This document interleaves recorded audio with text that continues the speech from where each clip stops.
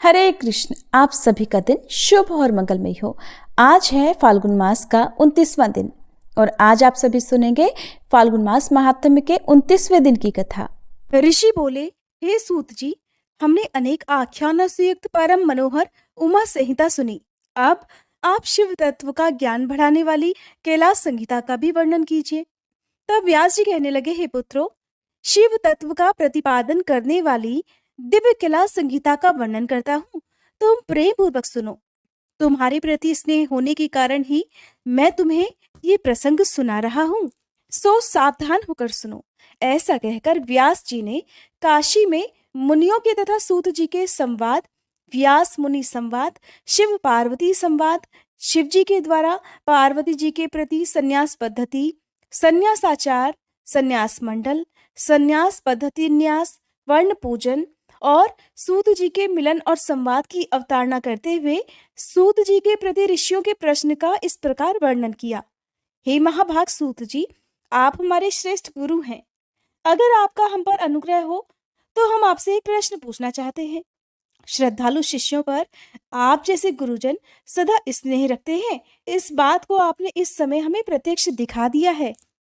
मुने, विरजा होम के समय पहले आपने जो वामदेव का मत सूचित किया था उसे हमने विस्तार पूर्वक नहीं सुना था।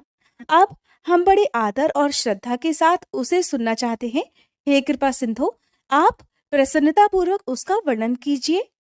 ऋषियों की बात सुनकर सूत जी के शरीर में रोमांच हो आया। उन्होंने गुरु के भी परम उत्कृष्ट गुरु महादेव को, त्रिभुवन जननी महादेवी उमा को और गुरु व्यास जी को भी भक्ति पूर्वक नमस्कार करके मुनियों को संबोधित करते हुए गंभीर वाणी में इस प्रकार कहा। मुनियों, तुम्हारा कल्याण हो। तुम सब लोग सदा सुखी रहो। महाभाग महात्माओं, तुम भगवान शिव के भक्त और दृढ़ता पूर्वक व्रत का पालन करने वाले हो, ये निश्चित रूप से जानकर ही मैं तुम लोगों के सामने इस विषय का प्रसन्नता पूर्वक वर्णन करता हूँ। ध्यान देकर सुनो। पूर्व काल के रथंतर कल्प में महामुनि वामदेव माता के गर्भ से बाहर निकलते ही शिव तत्व के ज्ञाताओं में सर्वश्रेष्ठ माने जाने लगे। वे वेदों, पुराणों और अन्य सभी शास्त्रों के भी तात्विक अर्थ को जानने वाले थे। देवता, असुर और मनुष्य आदि सभी जीवों के जन्म कर्मों का उन्हें भली भांति ज्ञान था। उनका संपूर्ण अंग भस्म लगाने से उज्जवल दिखाई देता था। उनके मस्तक पर जटाओं का समूह शोभा देता था। वे किसी के आश्रित नहीं थे। उनके मन में किसी वस्तु की इच्छा नहीं थी। वे गर्मी, सर्दी आदि द्वंद्वों से परे और अहंकार शून्य थे। वे दिगंबर महाज्ञानी महात्मा दूसरे महेश्वर के समान जान पड़ते थे। उन्हीं के जैसे स्वभाव वाले बड़े बड़े मुनि शिष्य उन्हें घेरे रहा करते। वे अपने चरणों के स्पर्श जनित पुण्य से इस पृथ्वी को पवित्र करते हुए सब ओर विचरते और अपने चित्त को निरंतर परम धाम स्वरूप और ब्रह्म परमात्मा में लगाए रहते थे। इस प्रकार घूमते हुए वामदेव जी ने मेरु के दक्षिण शिखर कुमार श्रृंग में प्रसन्नता पूर्वक प्रवेश किया, जहां मयूर वाहन शिव कुमार, ज्ञानमय शक्ति धारण करने वाले, समस्त असुरों के नाशक और सर्वदेव वंदित भगवान स्कंद रहते थे। उनके साथ उनकी शक्ति भूता गजावल्ली भी थी। वहीं स्कंदसर के नाम से प्रसिद्ध एक सरोवर था, जो समुद्र के समान अगाध और विशाल दिखाई देता था। उसका जल ठंडा और स्वादिष्ट था। वह सरोवर स्वच्छ, अगाध और बहुत जल राशि से भरा हुआ था। उसमें संपूर्ण आश्चर्यजनक गुण विद्यमान थे। महामुनि वामदेव ने शिष्यों के साथ उसमें स्नान करके शिखर पर बैठे हुए मुनि वृंद सेवित कुमार का दर्शन किया। वे उगते हुए सूर्य के समान तेजस्वी थे। स्कंद का दर्शन और पूजन करके उन मुनीश्वर ने बड़ी भक्ति से उनका स्तवन आरंभ कर दिया। वामदेव बोले, जो प्रणव के वाच्यार्थ, प्रणवार्थ के प्रतिपादक, प्रणवाक्षर रूप बीज से युक्त और प्रणव रूप हैं, उन आप स्वामी कार्तिकेय जी को बारंबार नमस्कार है। वेदांत के अर्थभूत ब्रह्म ही जिनका स्वरूप है, जो वेदांत का अर्थ करते हैं, वेदांत के अर्थ को जानते हैं और नित्य विदित है, उन स्कंद स्वामी को बारंबार नमस्कार है। आपका रूप 6 मार्गों से परे है। आप षडानंद को बारंबार नमस्कार है। हे द्वादशात्मन, आपके 12 विशाल नेत्र और 12 उठी हुई भुजाएं हैं। उन भुजाओं में आप 12 आयुध धारण करते हैं आपको नमस्कार है। आप चतुर्भुज रूपधारी, शांत तथा चारों भुजाओं में क्रमशः शक्ति, कुक्कुट, वर और अभय धारण करते हैं। आप असुर विदारण देव को नमस्कार है। वामदेव ने इस प्रकार देव सेनापति भगवान स्कंद की स्तुति करके 3 बार उनकी परिक्रमा की और पृथ्वी पर दंड की भांति गिरकर नतमस्तक होकर बारंबार साष्टांग प्रणाम और परिक्रमा करने के बाद वे विनीत भाव से उनके पास खड़े हो गए। वामदेव जी के द्वारा किए गए इस परमार्थपूर्ण स्तोत्र को सुनकर महेश्वर पुत्र भगवान स्कंद बड़े प्रसन्न हुए। उस समय वे महासेन वामदेव जी से बोले कि मुने, मैं तुम्हारी की भी पूजा, स्तुति और भक्ति से तुम पर बहुत प्रसन्न हूँ। तुम्हारा कल्याण हो। आज मैं तुम्हारा कौन सा प्रिय कार्य सिद्ध करूं? तुम योगियों में प्रधान, सर्वथा परिपूर्ण और निष्प्रह हो। इस जगत में कोई ऐसी वस्तु नहीं है जिसके लिए तुम जैसे वीतराग महर्षि याचना करें। फिर भी धर्म की रक्षा और संपूर्ण जगत पर अनुग्रह करने के लिए तुम जैसे साधु संत भूतल पर विचरते रहते हैं। ब्राह्मण, यदि इस समय मुझसे कुछ सुनना हो तो कहो, मैं लोक पर अनुग्रह करने के लिए उस विषय का वर्णन अवश्य ही करूंगा। भगवान स्कंद की वह बात सुनकर महामुनि वामदेव ने विनीत स्वर में मेघ के समान गंभीर वाणी में कहा, भगवान, आप परमेश्वर हैं, अलौकिक और लौकिक सब प्रकार की विभूतियों के दाता हैं, सर्वज्ञ, सर्वकर्ता, संपूर्ण शक्तियों को धारण करने वाले और सबके स्वामी हैं। हे महाप्राज्ञ, मैं कृतार्थ हूँ। कर्ण मात्र विज्ञान से प्रेरित होकर आपके समक्ष अपना प्रश्न रख रहा हूँ। मेरे इस अपराध को आप क्षमा करेंगे। प्रणव सबसे उत्तम मंत्र है। वे साक्षात परमेश्वर का वाचक है। पशुओं के पाश को छुड़ाने वाले भगवान पशुपति ही उसके वाच्यार्थ है। ओंकार ही प्रत्यक्ष दिखने वाला समस्त जगत है। ये सनातन श्रुति का कथन है। ये सब का सब ब्रह्म ही है इत्यादि बातें भी श्रुतियों द्वारा कही गई हैं। इस प्रकार मैंने समष्टि और व्यष्टि भाव से प्रणवार्थ का श्रवण किया है। महासेन, मुझे कभी भी आप जैसा गुरु नहीं मिला है, इसलिए आप कृपा करके प्रणव के अर्थ का प्रतिपादन कर दीजिए। उपदेश की विधि और सदाचार परंपरा को ध्यान में रखकर आप हमें प्रणवार्थ का उपदेश दीजिए। मुनि के इस प्रकार पूछने पर भगवान स्कंद ने प्रणव स्वरूप 38 श्रेष्ठ कलाओं द्वारा लक्षित तथा सदा पार्श्व भाग में उमा को साथ रखने वाले और मुनिवरों से घिरे हुए भगवान सदाशिव को प्रणाम करके उस श्रेय का वर्णन आरंभ किया जिसे श्रुतियों ने भी गुप्त रखा हुआ है। श्री स्कंद ने कहा, महाभाग मुनीश्वर वामदेव, तुम्हें साधुवाद है, क्योंकि तुम भगवान शिव के अनन्य भक्त हो और शिव तत्व के ज्ञाताओं में सबसे श्रेष्ठ हो। तीनों लोकों में कहीं कोई ऐसी वस्तु नहीं है जो तुम्हें ज्ञात ना हो। फिर भी तुम लोक पर अनुग्रह करने वाले हो, इसलिए तुम्हारे समक्ष इस विषय का वर्णन करूंगा। इस लोक में जितने जीव हैं वे सभी नाना प्रकार के शास्त्रों से मोहित हैं। परमेश्वर की अति विचित्र माया ने उन्हें परमार्थ से वंचित कर दिया है। इसलिए प्रणव के वाच्यार्थ भूत साक्षात महेश्वर को वे नहीं जानते। वे महेश्वर ही सगुण, निर्गुण और त्रिदेवों के जनक पर ब्रह्म परमात्मा है। मैं अपना दाहिना हाथ उठाकर तुमसे शपथ पूर्वक कहता हूँ कि ये सत्य है, सत्य है और सत्य है। मैं बारंबार इस सत्य को दोहराता हूँ कि प्रणव के अर्थ साक्षात शिव ही हैं। ब्रह्मचर्य के पालन से ऋषियों की, यज्ञ कर्मों के अनुष्ठान से देवताओं की और संतानोत्पादन से पितरों की तृप्ति होती है, ऐसा श्रुति ने कहा है।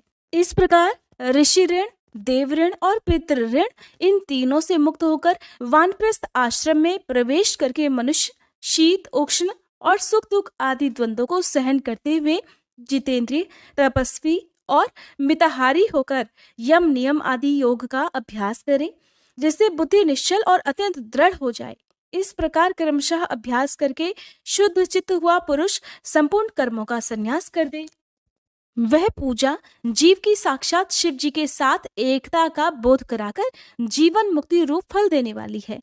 यतियों के लिए इस पूजा का सर्वोत्तम और निर्दोष कारण समझना चाहिए। हे महाप्राज्ञ, तुम पर स्नेह होने के कारण लोकानुग्रह की कामना से मैं उस पूजा की विधि भी बता रहा हूँ।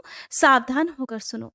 साधक को चाहिए कि वह संपूर्ण शास्त्रों के तत्वार्थ के ज्ञाता, वेदांत ज्ञान के पारंगत और बुद्धिमानों में श्रेष्ठ आचार्य की शरण में जाएं। उत्तम बुद्धि से युक्त और चतुर साधक आचार्य के पास जाकर विधि पूर्वक दंडवत प्रणाम आदि के द्वारा उन्हें यत्न पूर्वक संतुष्ट करें। फिर गुरु की आज्ञा लेकर 12 दिनों तक केवल दूध पीकर रहे। फिर शुक्ल पक्ष की चतुर्थी या दशमी को प्रातःकाल विधिवत स्नान कर शुद्धचित हुआ विद्वान साधक नित्य कर्म करके गुरु को बुलाकर शास्त्रोक्त विधि से नंदी श्राद्ध करे। नांदी श्राद्ध में विश्व देवों की संज्ञा सत्य और वसु बताई गई है। प्रथम देव श्राद्ध में नांदीमुख देवता ब्रह्मा, विष्णु और महेश कहे गए हैं। दूसरे ऋषि श्राद्ध में उन्हें ब्रह्म ऋषि, देवर्षि और राजर्षि कहा गया है। तीसरे दिव्य श्राद्ध में उनकी वसु, रुद्र और आदित्य संज्ञा बताई गई है।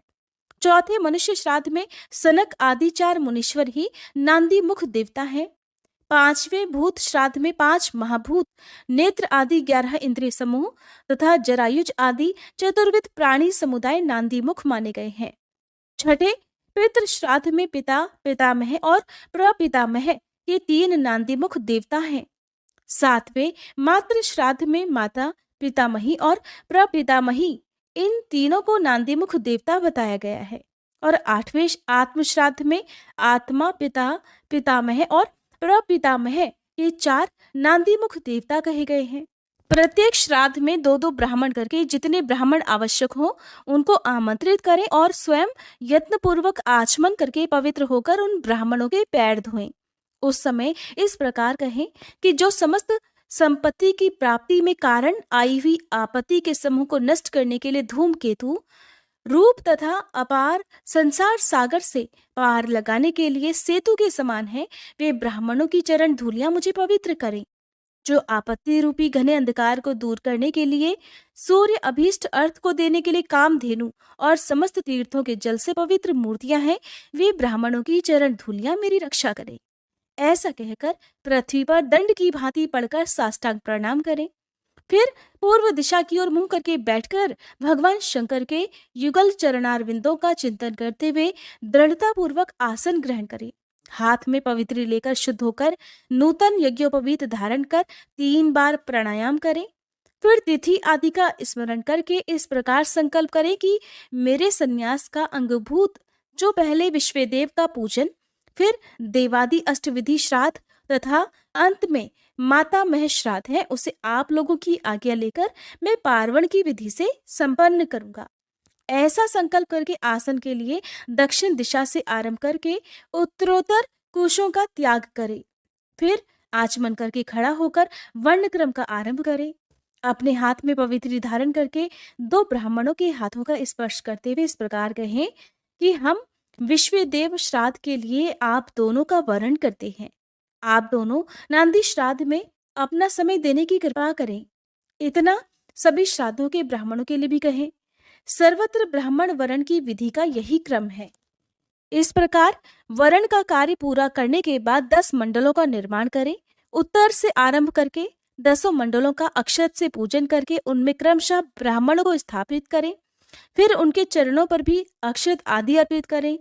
फिर संबोधन पूर्वक विश्वदेव आदि नामों का उच्चारण करें और कुश, पुष्प, अक्षत और जल से इदम वह पाद्यम कहकर पाद्य निवेदित करें। इस प्रकार पाद्य देकर स्वयं भी अपना पैर धो ले। पाद्य देना अर्थात उनके चरण धुलाना। फिर उत्तराभिमुख होकर आचमन करके एक श्राद्ध के लिए जो 2-2 ब्राह्मण कल्पित हुए हैं उन सबको आसनों पर बिठाएं और कहें, हे विश्वदेव स्वरूप ब्राह्मण के लिए ये आसन समर्पित है। ऐसा कहकर कुशासन देकर स्वयं भी हाथ में कुश लेकर आसन पर स्थित हो जाएं। इसके बाद कहें कि इस नांदीमुख श्राद्ध में विश्वदेव के लिए आप दोनों क्षण करें अर्थात समय प्रदान करें। फिर आप दोनों ग्रहण करें, ऐसा कहें।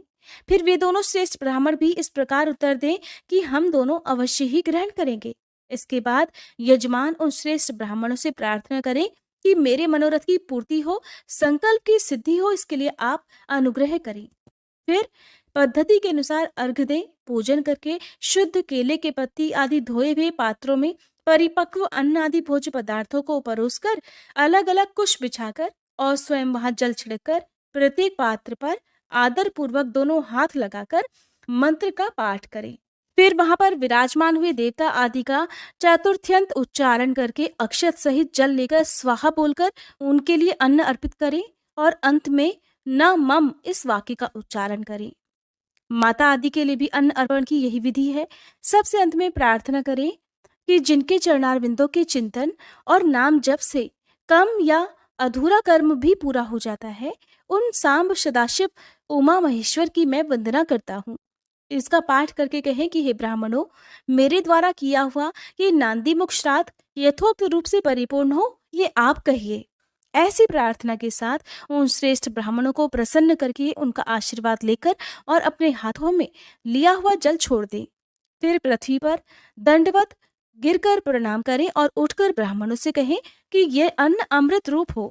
फिर उदार चेता साधक हाथ जोड़कर अत्यंत प्रसन्नता पूर्वक प्रार्थना करें। श्री रुद्र सूक्त का चमकाध्याय सहित पाठ करें। फिर पुरुष सूक्त की भी विधिवत आवृत्ति करें। मन में भगवान सदाशिव का ध्यान करते हुए ईशानः सर्व विद्या नाम इत्यादि 5 मंत्रों का जप करें। जब ब्राह्मण लोग भोजन कर चुके तब रुद्र सूक्त का पाठ समाप्त कर क्षमा प्रार्थना पूर्वक उन ब्राह्मणों को अमृता पिधानमसी स्वाहा ये मंत्र पढ़कर उत्तरा पोषण के लिए जल दे। फिर हाथ पैर धोकर आचमन करके पिंडदान के स्थान पर जाएं। वहां पूर्व दिशा की ओर मुंह करके बैठकर मौन भाव से 3 बार प्राणायाम करें। इसके बाद मैं नांदीमुख श्राद्ध का अंगभूत पिंडदान करूंगा ऐसा संकल्प करके दक्षिण से लेकर उत्तर की ओर 9 रेखाएं खींचें और उन रेखाओं पर क्रमशः 12-12 पूर्वाग्र कुश बिछाएं। फिर दक्षिण की ओर से देवता आदि के 5 स्थानों पर चुपचाप अक्षत और जल छोड़ें।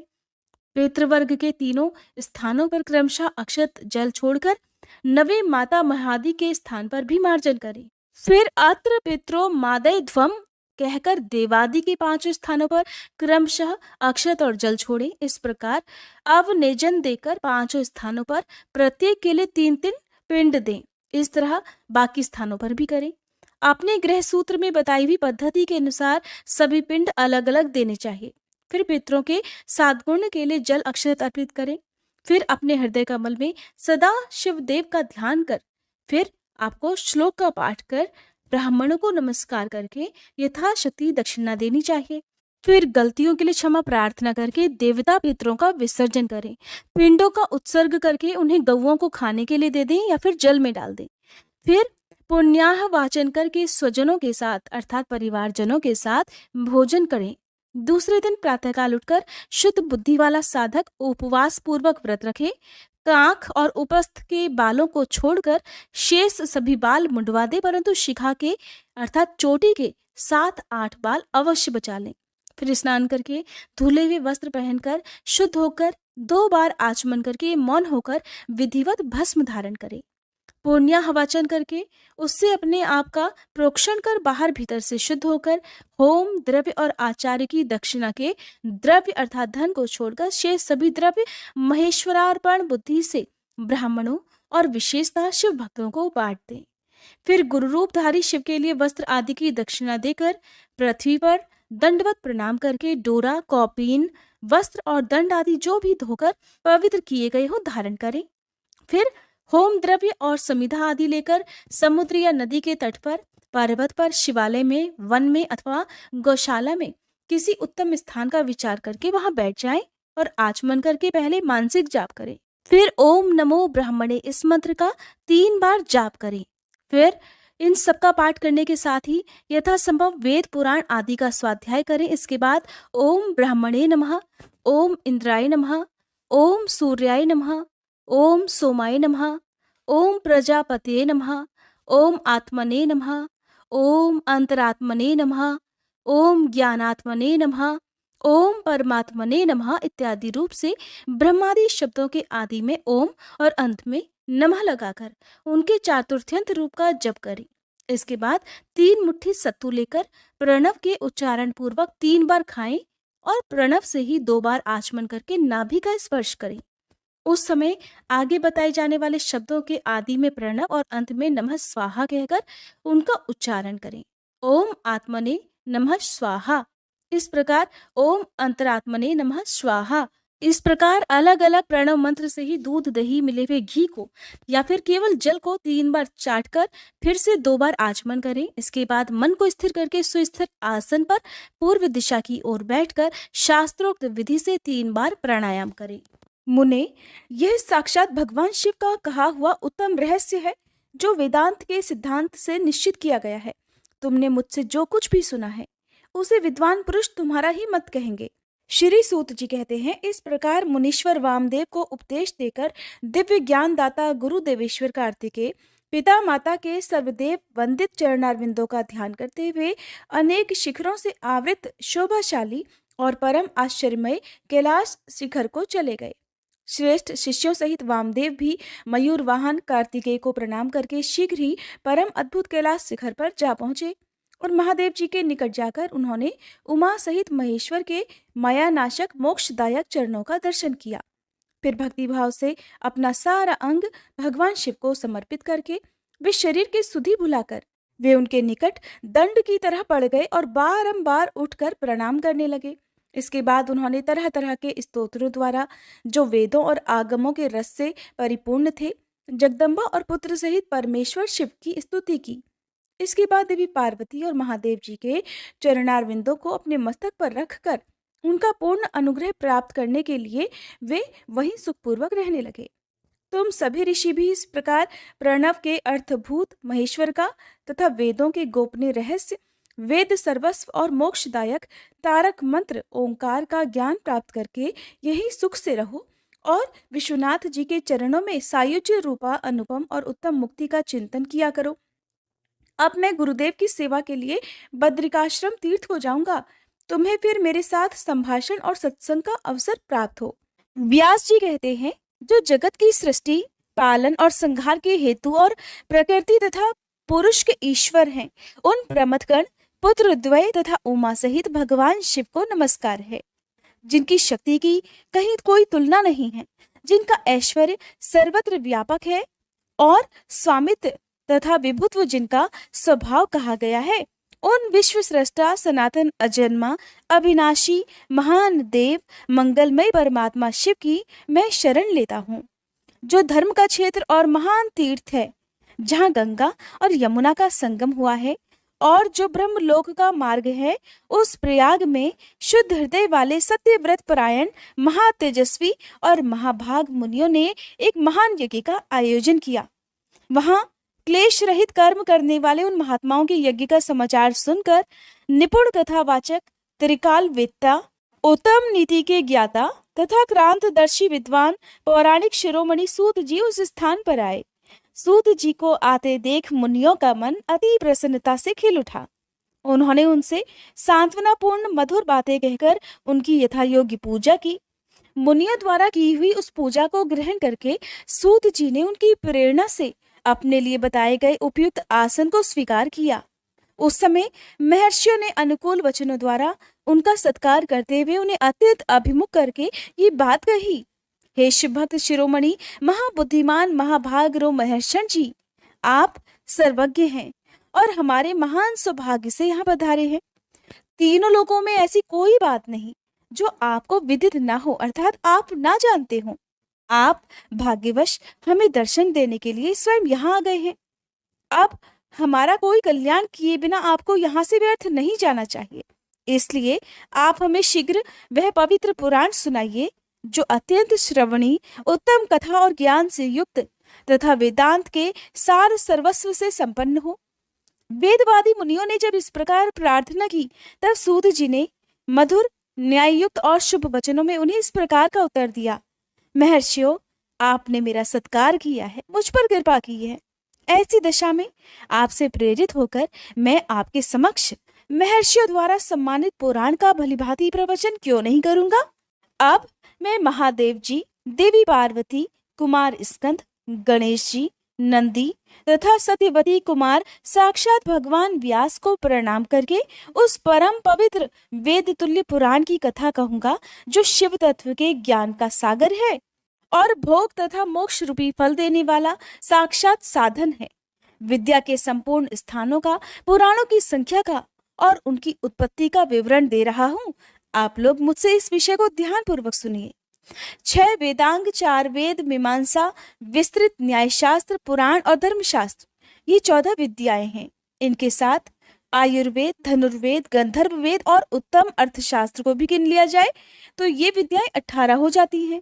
इन 18 विद्याओं के मार्ग एक दूसरे से भिन्न हैं।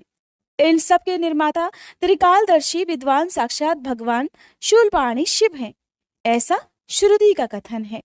संपूर्ण जगत के स्वामी उन भगवान शिव को जब समस्त संसार की सृष्टि करने की इच्छा हुई, तब उन्होंने सबसे पहले अपने सनातन पुत्र साक्षात ब्रह्मा जी को उत्पन्न किया और अपने उन प्रथम पुत्र विश्वयोनि ब्रह्मा को परमेश्वर शिव ने जगत की सृष्टि का ज्ञान प्राप्त करने के लिए सबसे पहले ये सब विद्याएं दी। उसके बाद उन्होंने पालन करने के लिए भगवान श्री हरि को नियुक्त किया और उन्हें जगत की रक्षा के लिए शक्ति प्रदान की। वे भगवान विष्णु ब्रह्मा जी के भी पालक हैं। ब्रह्मा जी विद्या प्राप्त करके जब प्रजा की सृष्टि के विस्तार कार्य में लीन रहने लगे, तब उन्होंने संपूर्ण शास्त्रों में पहले पुराण को ही स्मरण किया और उन्हीं को वे प्रकाश में लाए। पुराणों के प्रकट होने के बाद उनके 4 मुखों से चारों वेदों का प्रादुर्भाव हुआ। फिर उन्हीं के मुख से संपूर्ण शास्त्रों की प्रवृत्ति हुई। द्वापर युग में भगवान श्री हरि सत्यवती के गर्भ से उसी तरह प्रकट हुए जैसे अरणी से आग प्रकट होती है। उस समय उनका नाम श्री कृष्ण द्वैपायन हुआ। मुनिवर, श्री कृष्ण द्वैपायन ने वेदों को संक्षिप्त करके उन्हें 4 भागों में विभक्त कर दिया। इस प्रकार 4 भागों में वेदों का व्यास अर्थात विस्तार करने से वे लोक में वेद व्यास के नाम से विख्यात हुए। इसी तरह उन्होंने पुराणों को संक्षिप्त करके 4 लाख श्लोकों में सीमित कर दिया। आज भी देवलोक में पुराणों का विस्तार 100 कोटि श्लोकों में है। जो द्विज 6 अंगों और उपनिषदों सहित 4 वेदों को तो जानता है, किंतु पुराण को नहीं जानता, वह श्रेष्ठ विद्वान नहीं हो सकता। इतिहास और पुराणों से वेद की व्याख्या करे जिसका ज्ञान बहुत कम है, अर्थात जो पौराणिक ज्ञान से शून्य है, ऐसे पुरुष से वेद ये सोचकर डरता है कि ये मुझ पर प्रहार कर बैठेगा। सर्ग, प्रतिसर्ग, वंश, मनवंतर और वंशानुचरित, ये पुराण के 5 लक्षण हैं।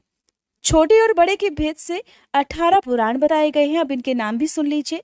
पहला ब्रह्म पुराण, दूसरा पद्म पुराण, तीसरा विष्णु पुराण, चौथा शिव पुराण, 5वां भागवत पुराण, 6ठा भविष्य पुराण, 7वां नारद पुराण, 8वां मार्कंडेय पुराण, 9वां अग्नि पुराण, 10वां ब्रह्म वैवर्त पुराण, 11वां लिंग पुराण, 12वां वाराह पुराण, 13वां स्कंद पुराण, 14वां वामन पुराण, 15वां कूर्म पुराण, 16वां मत्स्य पुराण, 17वां गरुड़ पुराण और 18वां ब्रह्मांड पुराण।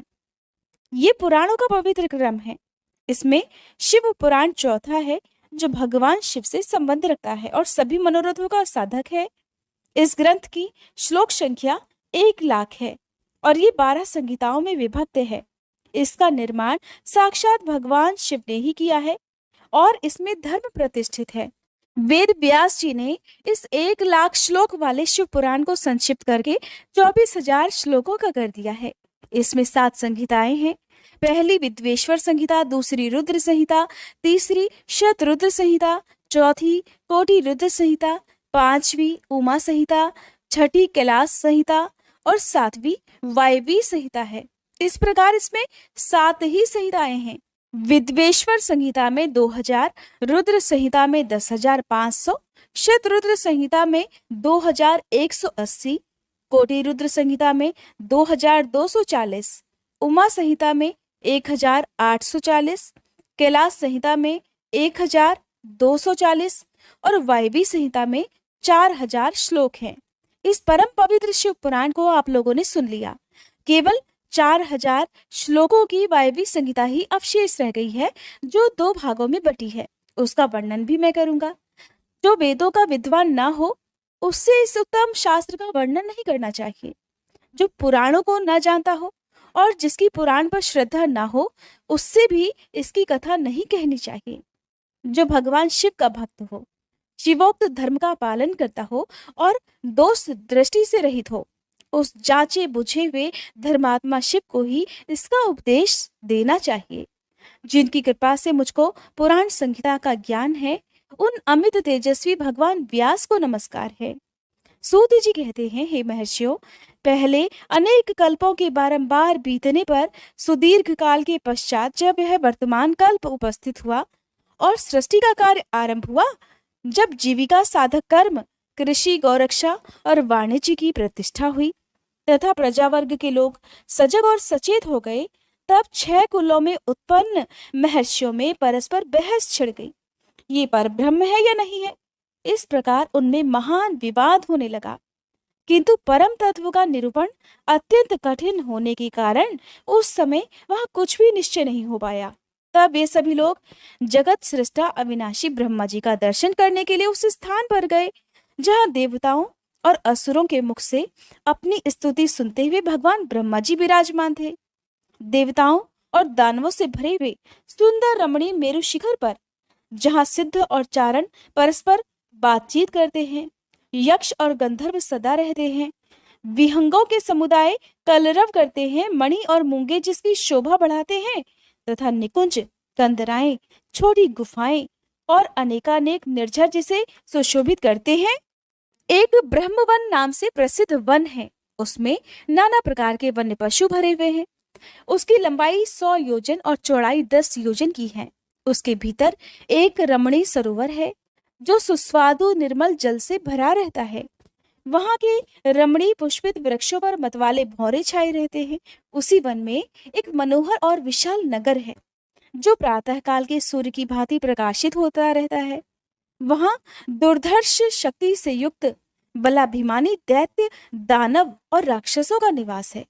वह नगर तपाए हुए स्वर्ण का बना हुआ जान पड़ता है। उसकी 4 दीवारियां और सदर फाटक बहुत ऊंचे हैं। छोटे बुर्जों, ढालू छतों, आवास स्थानों तथा सैकड़ों गलियों से उस नगर की बड़ी शोभा है।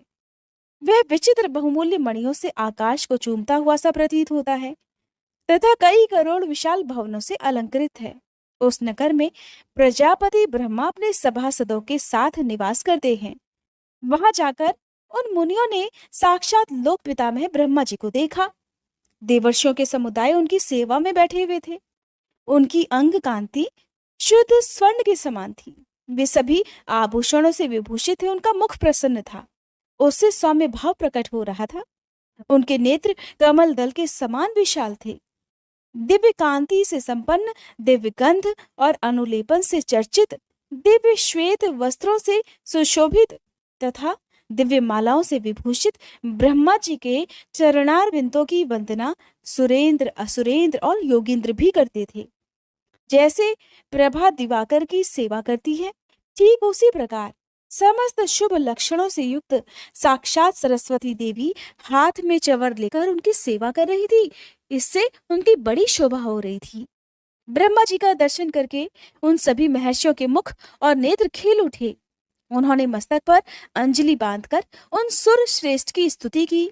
ऋषि बोले, संसार की सृष्टि, पालन और संहार हेतु 3 रूप धारण करने वाले और पुराण पुरुष परमात्मा ब्रह्मा को नमस्कार है।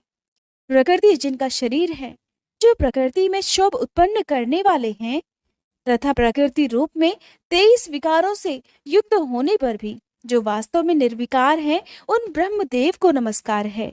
ब्रह्मांड जिनकी देह है, तो भी जो ब्रह्मांड के उदर में निवास करते हैं और वहां रहकर जिनके कार्य और करण सम्यक रूप से सिद्ध होते हैं, उन ब्रह्मा जी को नमस्कार है।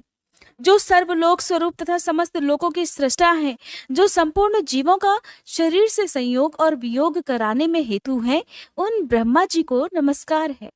नाथ, हे पितामह, आपसे ही संपूर्ण जगत की सृष्टि, पालन और संहार होते हैं, तथापि माया से आवृत होने के कारण हम आपको नहीं जानते। सूत जी कहते हैं, उन महाभाग महर्षियों के इस प्रकार स्तुति करने पर ब्रह्मा जी उन मुनियों को आह्लाद प्रदान करते हुए गंभीर वाणी में इस प्रकार बोले। ब्रह्मा जी ने कहा, महान सत्व गुण से संपन्न महाभाग तेजस्वी महर्षियों, तुम सब लोग एक साथ यहाँ किस लिए आए हो?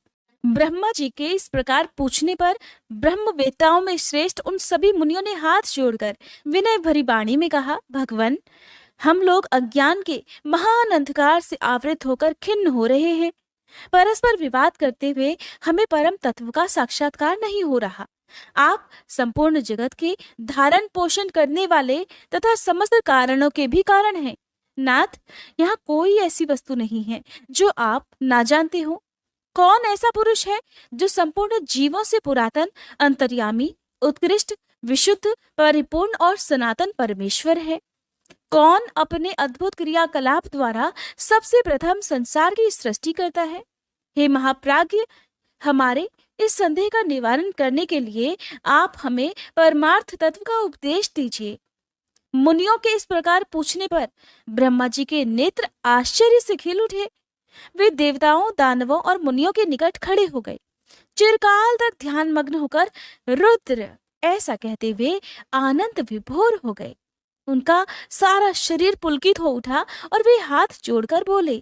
ब्रह्मा जी ने कहा, मुनियों, जिन्हें ना पाकर मन सहित वाणी लौट आती है, जिनके आनंदमय स्वरूप का अनुभव करने वाला पुरुष कभी किसी से नहीं डरता, जिनसे संपूर्ण भूतों और इंद्रियों के साथ ब्रह्मा, विष्णु, रुद्र और इंद्र पूर्वक ये समस्त जगत पहले प्रकट होता है, जो कारणों के भी सृष्टा और विचारक परम कारण है, जिनके सिवा और किसी से कभी भी जगत की उत्पत्ति नहीं होती, संपूर्ण ऐश्वर्य से संपन्न होने के कारण जो स्वयं ही सर्वेश्वर नाम धारण करते हैं, सब मुमुक्षु जिन शंभु का अपने हृदय आकाश के भीतर ध्यान करते हैं, जिन्होंने सबसे पहले मुझे ही अपने पुत्र के रूप में उत्पन्न किया और मुझे ही संपूर्ण वेदों का ज्ञान दिया, जिनके कृपा प्रसाद से मैंने ये प्रजापति का पद प्राप्त किया है, जो ईश्वर अकेले ही वृक्ष की तरह निश्चल भाव से प्रकाशमान आकाश में विराजमान है, जिन परम पुरुष परमात्मा से ये संपूर्ण जगत परिपूर्ण है, जो अकेले ही बहुत से निष्क्रिय जीवों के शासक और उन्हें सक्रियता प्रदान करने वाले हैं, जो महेश्वर एक बीज को अनेकों रूपों में परिणत कर देते हैं, जो सबका शासन करने वाले ईश्वर इन जीवों सहित इन समस्त लोगों को अपने वश में रखते हैं, सब रूपों में जो एकमात्र भगवान रुद्र ही है, दूसरा कोई नहीं है, जो सदा ही मनुष्यों के हृदय में भली भांति प्रविष्ट होकर स्थित है, जो स्वयं संपूर्ण विश्व को देखते हुए भी दूसरे से कदापि लक्षित नहीं होते और सदा समस्त जगत के अधिष्ठाता है, जो अनंत शक्तिशाली एकमात्र भगवान रुद्र काल से मुक्त समस्त कारणों पर भी शासन करते हैं, जिनके लिए ना दिन है न रात्रि है, जिनके समान भी कोई नहीं है, फिर अधिक तो हो ही कैसे सकता है। इसलिए शिव का कृपा प्रसाद प्राप्त करने के उद्देश्य से तुम सब लोग अपने स्त्री पुत्रों और अग्नियों के साथ वाणी और मन के दोषों से रहित होकर एकमात्र भगवान शिव का ही ध्यान करते रहो। उन्हीं में निष्ठा रखकर उनके भजन में तत्पर हो जाओ। उन्हीं में मन लगाकर उनके आश्रित होकर रहो। सब कार्य करते हुए मन से उन्हीं का चिंतन किया करो। 1 सहस्त्र दिव्य वर्षों के लिए दीर्घकालिक यज्ञ का आरंभ करके उसे पूर्ण करो। यज्ञ के अंत में मंत्र द्वारा आह्वान करने पर साक्षात वायु देवता वहां पधारेंगे। फिर वे ही तुम सब लोगों के कल्याण का साधन और उपाय बताएंगे। फिर तुम सब लोग परम सुंदर पुण्यमयी वाराणसी पुरी को जाना, जहाँ पिनाक पाणी श्रीमान भगवान विश्वनाथ भक्त जनों पर अनुग्रह करने के लिए देवी पार्वती के साथ सदा विहार करते हैं। हे ऋषियों, वहां तुम्हें बड़ा भारी आश्चर्य दिखाई देगा। वहां उस आश्चर्य को देखकर तुम मेरे पास फिर आना, तब मैं तुम्हें मोक्ष का उपाय बताऊंगा। उस उपाय से एक ही जन्म में मुक्ति तुम्हारे हाथ में आ जाएगी, जो अनेकों जन्मों के संसार बंधन से छुटकारा दिलाने वाली होगी। ये मैंने मनोमय चक्र का निर्माण किया है। इस चक्र को मैं यहाँ से छोड़ता हूँ। जहां जाकर इसकी नेमी विशीर्ण हो जाए, टूट फूट जाए, वही तपस्या के लिए शुभ देश होगा। ऐसा कहकर पितामह ब्रह्मा ने उस सूर्यतुल्य तेजस्वी मनोमय चक्र की ओर देखा और महादेव जी को प्रणाम करके उसे छोड़ दिया। वे सब ब्राह्मण उन लोकनाथ ब्रह्मा जी को प्रणाम करके उस स्थान के लिए चल दिए जहां उस चक्र की नेमी जीर्ण शीर्ण होने वाली थी। ब्रह्मा जी का फेंका हुआ वह सुंदर चक्र मनोहर शिलाखंडों से युक्त और निर्मल एवं स्वादिष्ट जल से पूर्ण किसी वन में गिरा। उस चक्र की नेमि के शीर्ण होने से वह मुनि पूजित वन नैमिष नाम से विख्यात हुआ। अनेक यक्ष, गंधर्व और विद्याधर वहां आकर रहने लगे। पूर्व काल में जगत की सृष्टि की इच्छा रखने वाले विश्व सृष्टा और गाहर्यपत्य अग्नि के उपासक ब्रह्मा की प्रजापतियों ने वही दिव्य यज्ञ का आरंभ किया था। वही शब्द शास्त्र, अर्थशास्त्र तथा न्याय शास्त्र के ज्ञाता विद्वान महर्षियों ने शक्ति, ज्ञान और क्रिया योग के द्वारा शास्त्रीय विधि का अनुष्ठान किया था। उसी स्थान पर वेद वेता विद्वान सदा वाद और जल्प के बल से युक्त वचनों द्वारा अतिवाद करने वाले वेद बहिष्कृत नास्तिकों को पराहत या पराजित करते थे। तभी से नैमिषारण्य ऋषियों की तपस्या के योग्य स्थान बन गया। स्फटिक मणिमय पर्वत की शिलाओं से झरते हुए अमृत के समान मधुर और स्वच्छ जल के कारण वह वन बड़ा ही मनोहर और रमणीय प्रतीत होता है। वहां प्रायः अत्यंत रसीले फल देने वाले वृक्ष हैं और उस वन में हिंसक जीव जंतुओं का भी अभाव है। सूत जी कहते हैं, हे मुनीश्वरों, उस समय उत्तम व्रत का पालन करने वाले उन महाभाग महर्षियों ने उस देश में महादेव जी की आराधना करते हुए एक महान यज्ञ का आयोजन किया। वह यज्ञ जब आरंभ हुआ तब महर्षियों को सर्वथा आश्चर्यजनक जान पड़ा। फिर समय बीतने पर जब प्रचुर दक्षिणाओं से युक्त वह यज्ञ समाप्त हुआ तब ब्रह्मा जी की आज्ञा से वायुदेव स्वयं वहां पधारे। उनको आया देख दीर्घकालिक यज्ञ का अनुष्ठान करने वाले वे मुनि ब्रह्मा जी की बात को याद करके अनुपम हर्ष का अनुभव करने लगे। उन सब ने उठकर आकाश जन्मा वायु देवता को प्रणाम किया और उन्हें बैठने के लिए एक सोने का बना हुआ आसन दिया। वायु देवता उस आसन पर बैठे। मुनियों ने उनकी विधिवत पूजा की। फिर उन सब का अभिनंदन करके वे कुशल मंगल पूछने लगे। वायु देवता बोले, हे ब्राह्मणों, इस महान यज्ञ का अनुष्ठान पूर्ण होने तक तुम सब लोग सकुशल तो रहे ना? यज्ञहंता देवद्रोही दैत्यों ने तुम्हें कोई बाधा तो नहीं पहुंचाई? तुम्हें कोई प्रायश्चित तो नहीं करना पड़ा? तुम्हारे यज्ञ में कोई दोष तो नहीं आया? क्या तुम लोगों ने स्तोत्र और शस्त्र ग्रहों द्वारा देवताओं का तथा पितृ कर्मों द्वारा पितरों का भली भांति पूजन करके यज्ञ विधि का अनुष्ठान भली भांति संपन्न किया है? इस यज्ञ की समाप्ति हो जाने पर अब आप लोग क्या करना चाहते हैं?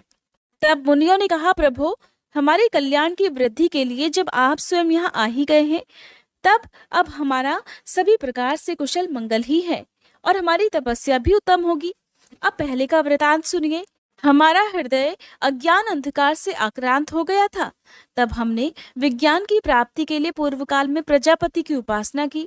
शरणागत वत्सल प्रजापति ने हम शरणागतों पर कृपा करके इस प्रकार कहा कि ब्राह्मणों, रुद्रदेव सबसे श्रेष्ठ हैं। वे ही परम कारण है, उन्हें तर्क से नहीं जाना जा सकता। भक्तिमान पुरुष ही उनके स्वरूप को ठीक ठीक देखता और समझता है। भक्ति भी उनकी कृपा से ही मिलती है और उस कृपा से ही परमानंद की प्राप्ति भी होती है। इसलिए तुम लोग उनके कृपा प्रसाद को प्राप्त करने के लिए नैमिषारण्य में यज्ञ का आयोजन करो। दीर्घ काल तक चलने वाले उस यज्ञ के द्वारा परम कारण रुद्रदेव की आराधना करो। यज्ञ के अंत में उन रुद्रदेव की कृपा प्रसाद से वायु देवता वहां पधारेंगे। उनके मुख से तुम्हें ज्ञान लाभ होगा और उससे कल्याण की प्राप्ति होगी। महाभाग, ऐसा ही आदेश देकर परम श्रेष्ठी ने हम सबको यहाँ भेजा। हम इस देश में आपके आगमन की प्रतीक्षा करते हुए 1 सहस्त्र दिव्य वर्षों तक दीर्घकालिक यज्ञ के अनुष्ठान में लगे रहे हैं। अतः इस समय आपके आगमन के सिवा हमारे लिए दूसरी कोई प्रार्थनीय वस्तु ही नहीं है। दीर्घ काल से यज्ञ अनुष्ठान में लगे हुए उन महर्षियों का ये पुरातन वृतांत सुनकर वायु देवता मन ही मन प्रसन्न होकर मुनियों से घिरे हुए वहां बैठे रहे। फिर उन सबके पूछने पर उनके भक्ति भाव की वृद्धि के लिए उन्होंने भगवान शंकर के सृष्टि आदि ऐश्वर्य को संक्षेप से बताया। वायु देवता कहते हैं, हे महर्षियों, इस विश्व का निर्माण करने वाला कोई पति है जो अनंत रमणीय गुणों का आश्रय कहा गया है। वही पशुओं को पाश से मुक्त करने वाला है। उसके बिना संसार की सृष्टि कैसे हो सकती है? क्योंकि पशु अज्ञानी और पाश अचेतन है। प्रधान परमाणु आदि जितने भी जड़ तत्व हैं, उन सबका कर्ता वह पति ही है। ये बात स्वयं समझ में आ जाती है। किसी बुद्धिमान या चेतन कारण के बिना इन जड़ तत्वों का निर्माण कैसे संभव है? पशु, पाश और पति का जो वास्तव में पृथक पृथक स्वरूप है, उसे जानकर ही ब्रह्मवेत्ता पुरुष योनि से मुक्त होता है।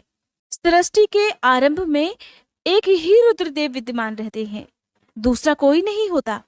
वे ही इस जगत की सृष्टि करके इसकी रक्षा करते हैं और अंत में सबका संहार भी कर डालते हैं। उनके सब और नेत्र हैं, सब और मुख हैं, सब और भुजाएं हैं और सभी और चरण हैं। ये ही सबसे पहले देवताओं में ब्रह्मा जी को उत्पन्न करते हैं। श्रुति कहती है कि रुद्रदेव सबसे श्रेष्ठ महान ऋषि हैं। फिर काल महिमा, प्रलय, ब्रह्मांड की स्थिति तथा सर्ग आदि का वर्णन करके वायु देवता ने कहा, पहले ब्रह्मा जी ने 5 मानस पुत्रों को उत्पन्न किया जो उनके ही समान थे। उनके नाम इस प्रकार हैं: सनक, सनंदन, विद्वान, सनातन, ऋभु और सनत कुमार। वे सब के सब योगी, वीतराग और ईर्ष्या दोष से रहित थे। इन सब का मन ईश्वर के चिंतन में ही सदा लगा रहता था, इसलिए उन्होंने सृष्टि रचना की इच्छा ही नहीं की। सृष्टि से विरत होकर सनक आदि महात्मा जब चले गए, तब ब्रह्मा जी ने पुनः सृष्टि की इच्छा से बड़ी भारी तपस्या की। इस प्रकार दीर्घ काल तक तपस्या करने पर भी जब कोई काम नहीं बना, तब उनके मन में बड़ा दुख हुआ। उसी दुख से क्रोध प्रकट हुआ। क्रोध से आविष्ट होने पर ब्रह्मा जी के दोनों नेत्रों से आंसू की बूंदें गिरने लगी।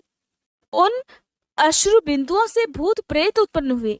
अश्रु से उत्पन्न हुए उन सब भूत प्रेतों को देखकर ब्रह्मा जी ने स्वयं अपनी ही निंदा की।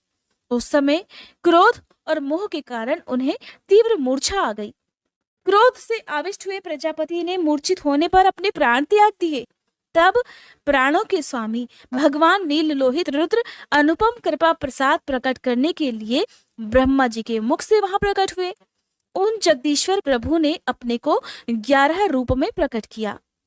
महादेव जी ने अपने उन महामना 11 रूपों से कहा कि बच्चों, मैंने लोगों पर अनुग्रह करने के लिए तुम लोगों की सृष्टि की है, इसलिए तुम आलस्य रहित होकर संपूर्ण लोक की स्थापना, हित साधन और प्रजा संतान की वृद्धि के लिए प्रयास करो। महेश्वर के ऐसा कहने पर वे रोने और चारों ओर दौड़ने लगे। रोने और दौड़ने के कारण उनका रुद्र नाम हुआ। जो रुद्र हैं वे निश्चय ही प्राण हैं, और जो प्राण हैं वे महात्मा रुद्र हैं। फिर ब्रह्मपुत्र महेश्वर ने दया करके मरे हुए देवता परमेष्ठी ब्रह्मा जी को पुनः प्राण दान दिया। ब्रह्मा जी के शरीर में प्राणों के लौट आने पर रुद्रदेव का मुख प्रसन्नता से खिल उठा। उन विश्वनाथ ने ब्रह्मा जी से ये उत्तम बात कही कि उत्तम व्रत का पालन करने वाले जगत गुरु महाभाग विरिंच, डरो मत, डरो मत। मैंने तुम्हारे प्राणों को नूतन जीवन प्रदान किया है, इसलिए सुख से उठो। स्वप्न में सुने हुए वाक्य की तरह उस मनोहर वचन को सुनकर ब्रह्मा जी ने प्रफुल्ल कमल के समान सुंदर नेत्रों द्वारा धीरे से भगवान हर की ओर देखा। उनके प्राण पहले की तरह लौट आए थे। अतः ब्रह्मा जी ने दोनों हाथ जोड़कर स्नेहयुक्त गंभीर वाणी द्वारा उनसे कहा, प्रभु, आप दर्शन मात्र से मेरे मन को आनंद प्रदान कर रहे हैं। अतः बताइए कि आप कौन हैं जो संपूर्ण जगत के रूप में स्थित है? क्या वे ही भगवान आप 11 रूप में प्रकट हुए हैं? उनकी ये सब बात सुनकर देवताओं के स्वामी महेश्वर अपने परम सुखदायक कर कमलों द्वारा ब्रह्मा जी का स्पर्श करते हुए बोले, देव, तुम्हें ज्ञात होना चाहिए कि मैं परमात्मा हूँ और इस समय तुम्हारा पुत्र होकर प्रकट हुआ हूँ। ये जो 11 रुद्र हैं तुम्हारी सुरक्षा के लिए ही यहाँ आए हैं, इसलिए तुम मेरी कृपा से इस तीव्र मूर्छा को त्याग कर जाग उठो और पूर्ववत प्रजा की सृष्टि करो। भगवान शिव के ऐसा कहने पर ब्रह्मा जी के मन में बड़ी प्रसन्नता हुई। उन विश्वात्मा ने 8 नामों द्वारा परमेश्वर शिव का स्तवन किया। ब्रह्मा जी बोले, भगवान रुद्र, आपका तेज असंख्य सूर्यों के समान अनंत है, आपको नमस्कार है। रस स्वरूप और जलमय विग्रह वाले आप भव देवता को नमस्कार है। नंदी और सुरभि अर्थात कामधेनु, ये दोनों आपके स्वरूप हैं। आप पृथ्वी रूपधारी शर्व को नमस्कार है। स्पर्शमय वायु रूप वाले आपको नमस्कार है। आप ही वसु रूपधारी ईश हैं, आपको नमस्कार है। अत्यंत तेजस्वी अग्निरूप आप पशुपति को नमस्कार है। शब्द तन्मात्रा से युक्त आकाश रूपधारी आप भीम देव को नमस्कार है। उग्र रूप वाले यजमान मूर्ति आपको नमस्कार है। सोम रूप आप अमृत मूर्ति महादेव जी को नमस्कार है। इस प्रकार 8 मूर्ति और 8 नाम वाले आप भगवान शिव को मेरा नमस्कार है। इस प्रकार विश्वनाथ महादेव जी की स्तुति करके लोक पिता ब्रह्मा जी ने प्रणाम पूर्वक उनसे प्रार्थना की कि हे भूत भविष्य और वर्तमान के स्वामी, मेरे पुत्र भगवान महेश्वर, कामनाशन, आप सृष्टि के लिए मेरे शरीर से उत्पन्न हुए हैं, इसलिए जगत प्रभो, इस महान कार्य में संलग्न हुए मुझ ब्रह्मा की आप सर्वत्र सहायता करें और स्वयं भी प्रजा की सृष्टि करें। ब्रह्मा जी के इस प्रकार प्रार्थना करने पर कल्याणकारी त्रिपुर नाशक रुद्रदेव ने बहुत अच्छा कहकर उनकी बात मान ली। फिर प्रसन्न हुए महादेव जी का अभिनंदन करके सृष्टि के लिए उनकी आज्ञा पाकर भगवान ब्रह्मा ने अन्यान्य प्रजाओं की सृष्टि आरंभ की। उन्होंने अपने मन से ही मरीचि, भृगु, अंगिरा, पुलत्स्य, पुलह, क्रतु, अत्रि और वशिष्ठ की सृष्टि की। ये सब ब्रह्मा जी के पुत्र कहे गए हैं। धर्म, संकल्प और रुद्र के साथ इनकी संख्या 12 हो जाती है। ये सब पुराने गृहस्थ हैं। देवगणों सहित इनके 12 दिव्य वंश कहे गए हैं। इसके बाद जल पर स्थित हुए रुद्र सहित ब्रह्मा जी ने देवताओं, असुरों, पितरों और मनुष्यों की सृष्टि करने का विचार किया। ब्रह्मा जी ने सृष्टि के लिए समाधिस्थ होकर अपने मन को एकाग्र किया। फिर मुख से देवताओं को, कोख से पितरों को, कटी के अगले भाग से असुरों को तथा प्रजनेन्द्रियों से सभी मनुष्यों को उत्पन्न किया। उनके गुदा स्थान से राक्षस उत्पन्न हुए जो सदा भूख से व्याकुल रहते हैं। उनमें तमोगुण और रजोगुण की प्रधानता होती है। वे रात को विचरते और बलवान होते हैं। सांप, यक्ष, भूत और गंधर्व ये भी ब्रह्मा जी के अंगों से उत्पन्न हुए। उनके पक्ष भाग से पक्षी हुए। वक्ष स्थल से अजंगम अर्थात स्थावर प्राणियों का जन्म हुआ। मुख से बकरों और पार्श्व भाग से भुजंगमों की उत्पत्ति हुई।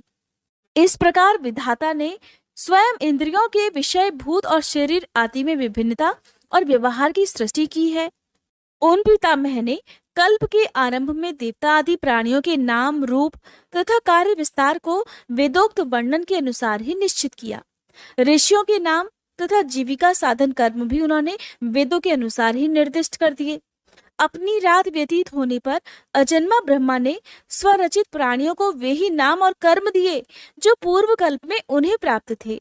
जिस प्रकार भिन्न भिन्न ऋतुओं के पुनः पुनः आने पर उनके चिन्ह और नाम रूप आदि पूर्ववत ही रहते हैं, अर्थात पहले की तरह ही रहते हैं, बार बार वही ऋतुएं आने पर उनके नाम नहीं बदला करते, उसी प्रकार युगादि काल में भी उनके पूर्व भाव ही दृष्टिगोचर होते हैं।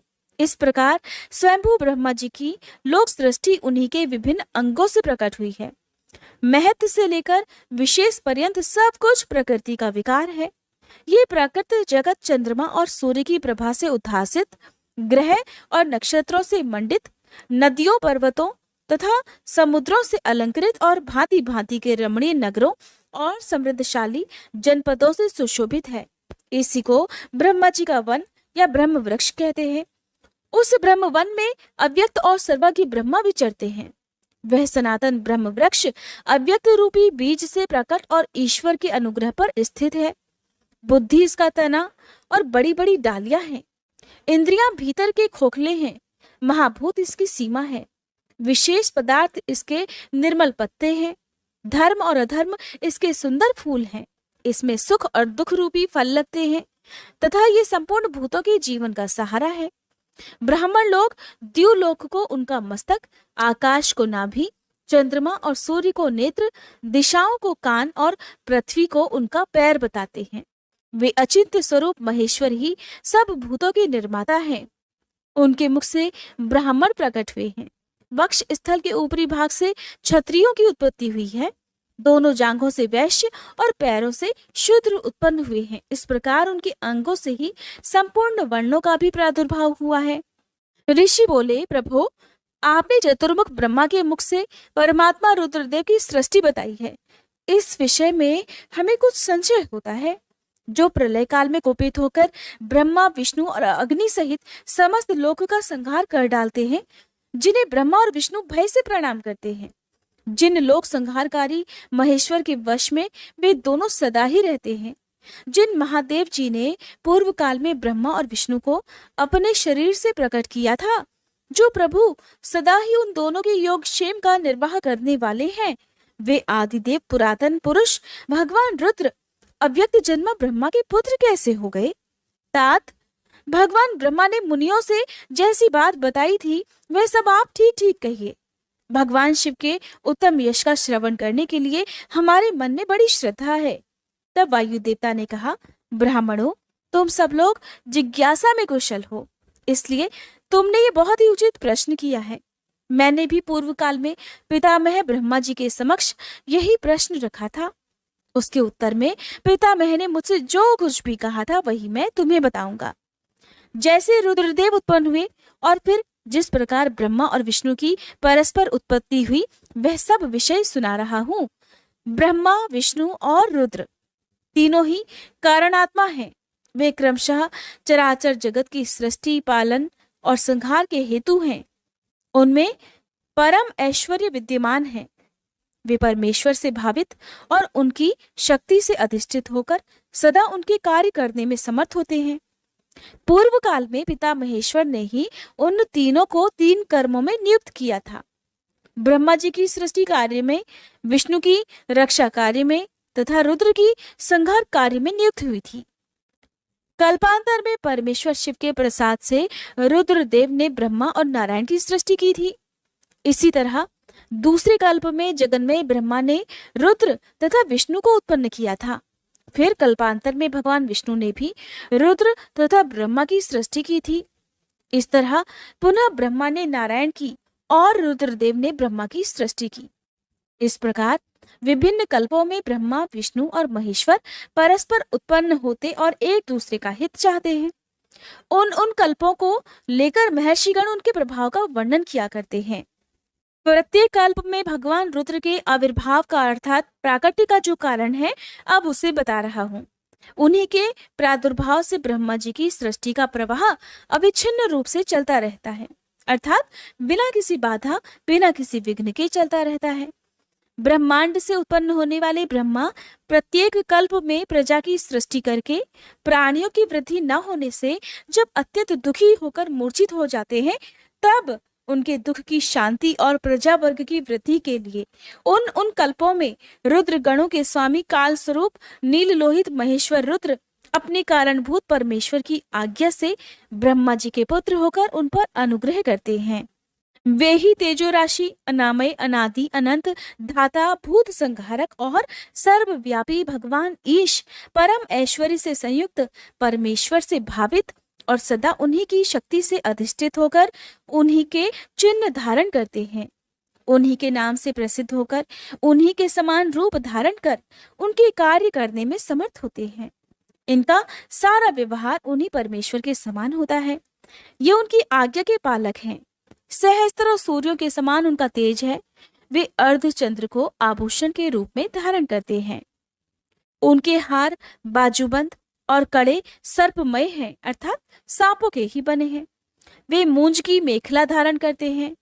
जलंधर, विरिंच और इंद्र उनकी सेवा में खड़े रहते हैं तथा हाथ में कपाल खंड उनकी शोभा बढ़ाता है। गंगा जी की ऊंची तरंगों से उनके पिंगल वर्ण वाले केश और मुख भीगे रहते हैं। उनके कमनी कैलाश पर्वत के विभिन्न प्रांत टूटी हुई दाढ़ वाले सिंह आदि वन्य पशुओं से आक्रांत हैं। उनके बाएं कान के पास गोलाकार कुंडल झिलमिलाता रहता है। वे महान वृषभ पर सवारी करते हैं। उनकी वाणी महान मेघ की गर्जना के समान गंभीर है। कांति प्रचंड अग्नि के समान उद्दीप्त है और बल पराक्रम भी महान है। इस प्रकार ब्रह्मपुत्र महेश्वर का विशाल रूप बड़ा भयानक है। वे ब्रह्मा जी को विज्ञान देकर सृष्टि कार्य में उनकी सहायता भी करते हैं। अतः रुद्र के कृपा प्रसाद से प्रत्येक कल्प में प्रजापति की प्रजा सृष्टि प्रवाह रूप से नित्य बनी रहती है। एक समय ब्रह्मा जी ने नीललोहित भगवान रुद्र से सृष्टि करने की प्रार्थना की। तब भगवान रुद्र ने मानसिक संकल्प के द्वारा बहुत से पुरुषों की सृष्टि की। वे सब के सब उनके अपने ही समान थे। सब ने जटाजूट धारण कर रखे थे। सभी निर्भय, नीलकंठ और त्रिनेत्र थे। जरा और मृत्यु उनके पास नहीं पहुंचने पाती थी। चमकीले शूल उनके श्रेष्ठ आयुध थे। उन रुद्रगणों ने संपूर्ण 14 भुवनों को आच्छादित कर लिया था। उन विविध रुद्रों को देखकर पितामह ने रुद्रदेव से कहा कि हे देव देवेश्वर, आपको नमस्कार है। आप ऐसी प्रजाओं की सृष्टि ना कीजिए, आपका कल्याण हो। अब दूसरी प्रजाओं की सृष्टि कीजिए जो मरण धर्म वाली हो। ब्रह्मा जी के ऐसा कहने पर परमेश्वर रुद्र उनसे हंसते हुए बोले, मेरी सृष्टि वैसी नहीं होगी। अशुभ प्रजाओं की सृष्टि तुम ही करो। ब्रह्मा जी से ऐसा कहकर संपूर्ण भूतों के स्वामी भगवान रुद्र उन रुद्रगणों के साथ प्रजा की सृष्टि के कार्य से निवृत्त हो गए। तब वायुदेव कहते हैं कि जब फिर ब्रह्मा जी की रची हुई प्रजा आगे नहीं बढ़ सकी, तब उन्होंने पुनः मैथुनी सृष्टि करने का विचार किया। इसके पहले ईश्वर से नारियों का समुदाय प्रकट नहीं हुआ था, इसलिए तब तक पितामह मैथुनी सृष्टि नहीं कर सके थे। तब उन्होंने अपने मन में ऐसे विचार को स्थान दिया जो निश्चित रूप से उनके मनोरथ की सिद्धि में सहायक था। उन्होंने सोचा कि प्रजाओं की वृद्धि के लिए परमेश्वर से ही पूछना चाहिए, क्योंकि उनकी कृपा के बिना तो ये प्रजाएं बढ़ ही नहीं सकती। ऐसा सोचकर विश्वात्मा ब्रह्मा ने तपस्या करने की तैयारी की। तब जो आद्या, अनंता, लोक भाविनी, सूक्ष्मतरा, शुद्धा, भावगम्या, मनोहरा, निर्गुणा, निष्प्रपंचा, निष्कला, नित्या तथा सदा ईश्वर के पास रहने वाली जो उनकी परमा शक्ति है, उसी से युक्त भगवान त्रिलोचन का अपने हृदय में चिंतन करते हुए ब्रह्मा जी बड़ी भारी तपस्या करने लगे। तीव्र तपस्या में लगे हुए परमेष्ठी ब्रह्मा पर उनके पिता महादेव जी थोड़े ही समय में संतुष्ट हो गए। फिर अपने अनिर्वचनीय अंश से किसी अद्भुत मूर्ति में प्रविष्ट होकर भगवान महादेव आधे शरीर से नारी और आधे शरीर से ईश्वर होकर स्वयं ब्रह्मा जी के पास गए। उन सर्वव्यापी, सब कुछ देने वाले, सत असत से रहित, समस्त उपमाओं से शून्य, शरणागत वत्सल और सनातन शिव को दंडवत प्रणाम करके ब्रह्मा जी उठे और हाथ जोड़कर महादेव जी तथा महादेवी पार्वती जी की स्तुति करने लगे। ब्रह्मा जी बोले, हे देव महादेव, आपकी जय हो। ईश्वर महेश्वर, आपकी जय हो। हे सर्वगुण श्रेष्ठ शिव, आपकी जय हो। संपूर्ण देवताओं के स्वामी शंकर, आपकी जय हो। प्रकृति रूपिणी कल्याणमयी उमे, आपकी जय हो। प्रकृति की नायिके, आपकी जय हो। प्रकृति से दूर रहने वाली देवी, आपकी जय हो। हे प्रकृति सुंदरी, आपकी जय हो। संपूर्ण जगत की माता उमे, आपकी जय हो। विश्व जगन्मये, आपकी जय हो। विश्व जगत धात्री, आपकी जय हो। समस्त संसार की सखी सहायिके, आपकी जय हो। हे प्रभु, आपका ऐश्वर्य तथा धाम दोनों सनातन है, आपकी जय हो, जय हो। आपका रूप और अनुचर वर्ग भी आपकी ही भांति सनातन है, आपकी जय हो, जय हो। अपने 3 रूपों द्वारा तीनों लोकों का निर्माण, पालन और संहार करने वाली देवी, आपकी जय हो, जय हो, जय हो। तीनों लोकों अथवा आत्मा, अंतरात्मा और परमात्मा, तीनों आत्माओं की नायिके, आपकी जय हो। प्रभु, जगत के कारण तत्वों का प्रादुर्भाव और विस्तार आपकी कृपा दृष्टि के ही अधीन है, आपकी जय हो। इस प्रकार सुंदर उक्तियों द्वारा भगवान रुद्र और देवी का एक साथ गुणगान करके चतुर्मुख ब्रह्मा जी ने रुद्र और रुद्राणी को बारंबार नमस्कार किया। ब्रह्मा जी के द्वारा पठित ये पवित्र और उत्तम अर्धनारीश्वर स्तोत्र शिवजी तथा पार्वती जी के हर्ष को बढ़ाने वाला है। जो भक्ति पूर्वक जिस किसी भी गुरु की शिक्षा से इस स्तोत्र का पाठ करता है, वह शिव और पार्वती को प्रसन्न करने के कारण अपने अभीष्ट फल को प्राप्त कर लेता है। जो समस्त भुवनों के प्राणियों को उत्पन्न करने वाले हैं, जिनके विग्रह जन्म और मृत्यु से रहित हैं, तथा जो श्रेष्ठ नर और सुंदरी नारी के रूप में एक ही शरीर धारण करके स्थित हैं, उन कल्याणमयी भगवान शिव और शिवा को मैं प्रणाम करता हूँ। वायु देवता कहते हैं, फिर महादेव जी महामेघ की गर्जना के समान मधुर, गंभीर, मंगलदायी और मनोहर वाणी में बोले, ब्राह्मण, तुमने इस समय प्रजाजनों की वृद्धि के लिए ही तपस्या की है। तुम्हारी इस तपस्या से मैं संतुष्ट हूँ और तुम्हें अभीष्ट वर देता हूँ। इस प्रकार परम उदार तथा स्वभावतः मधुर वचन कहकर देवेश्वर हर ने अपने शरीर के वाम भाग से देवी रुद्राणी को प्रकट किया। जिन दिव्य गुण संपन्ना देवी को ब्रह्मवेत्ता पुरुष परमात्मा शिव की पराशक्ति कहते हैं तथा जिनमें जन्म मृत्यु और जरा आदि विकारों का प्रवेश भी नहीं है, वे भवानी उस समय शिव जी के अंग से प्रकट हुई, जिनका परम भाव देवताओं को भी ज्ञात नहीं है। वे समस्त देवताओं की भी अधीश्वरी देवी अपने स्वामी के अंग से प्रकट हुई। उन सर्वलोक महेश्वरी परमेश्वरी को देखकर विराट पुरुष ब्रह्मा जी ने प्रणाम किया और उन सर्वज्ञा सर्वव्यापिनी सूक्ष्मा सत स्वभाव से रहित और अपनी प्रभा से इस संपूर्ण जगत को प्रकाशित करने वाली पराशक्ति महादेवी से इस प्रकार प्रार्थना की। ब्रह्मा जी बोले, सर्व जगन्मयी देवी महादेव जी ने सबसे पहले मुझे उत्पन्न किया और प्रजा की सृष्टि के कार्य में लगाया। इनकी आज्ञा से मैं समस्त जगत की सृष्टि करता हूँ, किंतु देवी मेरे मानसिक संकल्प से रचे गए देवता आदि समस्त प्राणी बारंबार सृष्टि करने पर भी नहीं बढ़ रहे। अतः अब मैं मैथुनी सृष्टि करके ही अपनी सारी प्रजा को बढ़ाना चाहता हूँ। आपके पहले नारी कुल का प्रादुर्भाव नहीं हुआ था, इसलिए नारी कुल की सृष्टि करने के लिए मुझ में शक्ति नहीं है। संपूर्ण शक्तियों का आविर्भाव आपसे ही होता है। हे देवी, इसलिए सर्वत्र सबको सब प्रकार की शक्ति देने वाली आप वरदायिनी माया देवेश्वरी से ही प्रार्थना करता हूँ। संसार भय को दूर करने वाली है सर्वव्यापिनी देवी, इस चराचर जगत की वृद्धि के लिए आप अपने एक अंश से मेरे पुत्र दक्ष की पुत्री हो जाइए। ब्रह्म योनि ब्रह्मा जी के इस प्रकार याचना करने पर देवी रुद्राणी ने अपनी भौहों के मध्य भाग से ही अपने ही समान कांतिमती एक शक्ति प्रकट की। उसे देखकर देव देवेश्वर हर ने हंसते हुए कहा, देवी तुम तपस्या के द्वारा ब्रह्मा जी की आराधना करके अब उनका मनोरथ पूर्ण करो। परमेश्वर शिव की इस आज्ञा को शिरोधार्य करके वह देवी ब्रह्मा जी की प्रार्थना के अनुसार प्रजापति दक्ष की पुत्री हो गई। इस प्रकार ब्रह्मा जी को ब्रह्म रूपिणी अनुपम शक्ति देकर देवी शिवा महादेव जी के शरीर में प्रविष्ट हो गई। फिर महादेव जी भी अंतर्ध्यान हो गए। तभी से इस जगत के भीतर स्त्री जाति में भोग प्रतिष्ठित हुआ और मैथुन द्वारा प्रजा की सृष्टि का कार्य चलने लगा। मुनिवरों, इससे ब्रह्मा जी को भी आनंद और संतोष प्राप्त हुआ। देवी से शक्ति के प्रादुर्भाव का ये सारा प्रसंग मैंने तुम्हें कह सुनाया। प्राणियों की सृष्टि के प्रसंग में इस विषय का वर्णन किया गया है। ये पुण्य की वृद्धि करने वाला है, अतः अवश्य ही सुनने योग्य है। जो प्रतिदिन देवी से शक्ति के प्रादुर्भाव की इस कथा का कीर्तन करता है, उसे सब प्रकार का पुण्य मिल जाता है और वह शुभ लक्षण पुत्र पाता है। वायु देवता कहते हैं, इस प्रकार महादेव जी से ही सनातन पराशक्ति को पाकर प्रजापति ब्रह्मा मैथुनी सृष्टि करने की इच्छा लेकर स्वयं भी आधे शरीर से अद्भुत नारी और आधे शरीर से पुरुष हो गए। आधे शरीर से जो नारी उत्पन्न हुई थी वह उनसे शतरूपा ही प्रकट हुई थी। ब्रह्मा जी ने अपने आधे पुरुष शरीर से विराट को उत्पन्न किया। वे विराट पुरुष ही स्वयंभू मनु कहलाते हैं। देवी शतरूपा ने अत्यंत दुष्कर तपस्या करके उद्दीप्त यश वाले मनु को ही पति रूप में प्राप्त किया।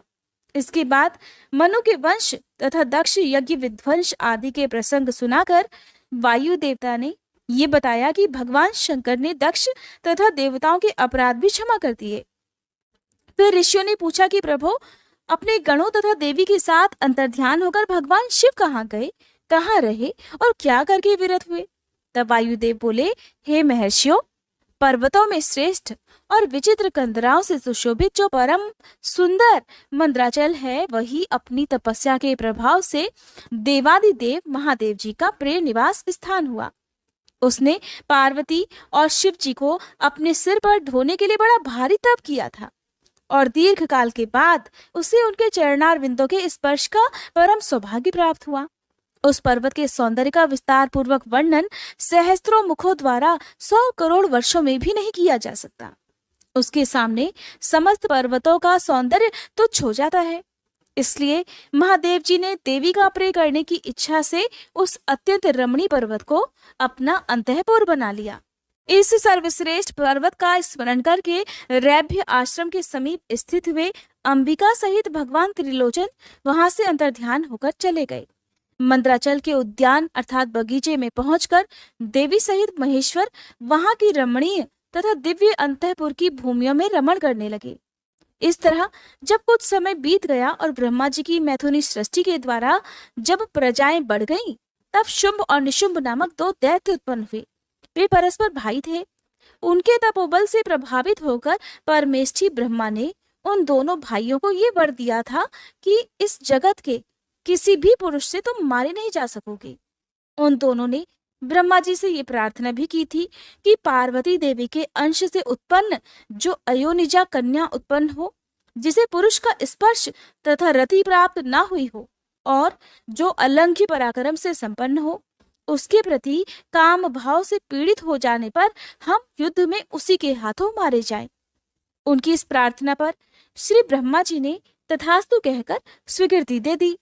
तभी से युद्ध में इंद्र आदि देवताओं को जीतकर उन दोनों ने जगत को अनीति पूर्वक वेदों के स्वाध्याय और यज्ञ आदि से रहित कर दिया। तब ब्रह्मा जी ने उन दोनों के वध के लिए देवेश्वर शिव से प्रार्थना की कि हे प्रभु, आप एकांत में देवी की निंदा करके भी जैसे तैसे हो उन्हें क्रोध दिलाइए और उनके रूप रंग की निंदा से उत्पन्न हुई काम भाव से रहित कुमारी स्वरूपा शक्ति को निशुंभ और शुंभ के वध के लिए देवताओं को अर्पित कर दीजिए। ब्रह्मा जी के इस तरह प्रार्थना करने पर भगवान नीललोहित रुद्र एकांत में पार्वती जी की निंदा सी करते हुए मुस्कुराकर बोले कि तुम तो काली हो। तब सुंदर वर्ण वाली देवी पार्वती अपने श्याम वर्ण के कारण आक्षेप सुनकर क्रोधित हो उठी और पतिदेव से मुस्कुराकर समाधान रहित वाणी द्वारा बोली। देवी ने कहा, प्रभु, यदि मेरे इस काले रंग पर आपका प्रेम नहीं है तो इतने लंबे समय से अपनी शिक्षा का आप दमन क्यों करते रहे हैं? कोई स्त्री कितनी ही सर्वांग सुंदरी क्यों ना हो, यदि पति का उस पर अनुराग ना हुआ तो अन्य समस्त गुणों के साथ ही उसका जन्म लेना भी व्यर्थ हो जाता है। स्त्रियों की यह सृष्टि ही पति के भोग का प्रधान अंग है। अगर वह उससे वंचित हो गई तो इसका और कहाँ उपयोग हो सकता है? इसलिए आपने एकांत में जिसकी निंदा की है उसी वर्ण को त्याग कर अब मैं दूसरा वर्ण ग्रहण करूंगी या फिर मैं स्वयं ही मिट जाऊंगी। ऐसा कहकर देवी पार्वती शैया से उठकर खड़ी हो गई और तपस्या के लिए दृढ़ निश्चय करके गदगद कंठ से जाने की आज्ञा मांगने लगी। इस प्रकार प्रेम भंग होने से भयभीत होकर भूतनाथ भगवान शिव स्वयं भवानी को प्रणाम करते हुए बोले। भगवान शिव ने कहा, प्रिय, मैंने क्रीड़ा या मनोविनोद के लिए ये बात कही है। मेरे इस अभिप्राय को न जानकर तुम कुपित क्यों हो गई? अगर तुम पर मेरा प्रेम नहीं होगा तो बताओ और किस पर होगा? तुम इस जगत की माता हो और मैं पिता तथा अधिपति हूँ। फिर तुम पर मेरा प्रेम ना होना बताओ जरा कैसे संभव हो सकता है? हम दोनों का वह प्रेम भी क्या कामदेव की प्रेरणा से हुआ है?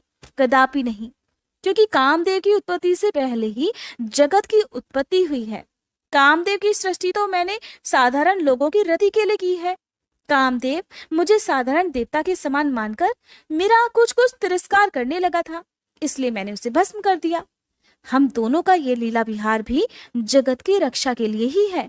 अतः उसी के लिए आज मैंने तुम्हारे प्रति यह उपहासयुक्त बात कह दी थी। मेरे इस कथन की सत्यता तुम पर शीघ्र ही प्रकट हो जाएगी।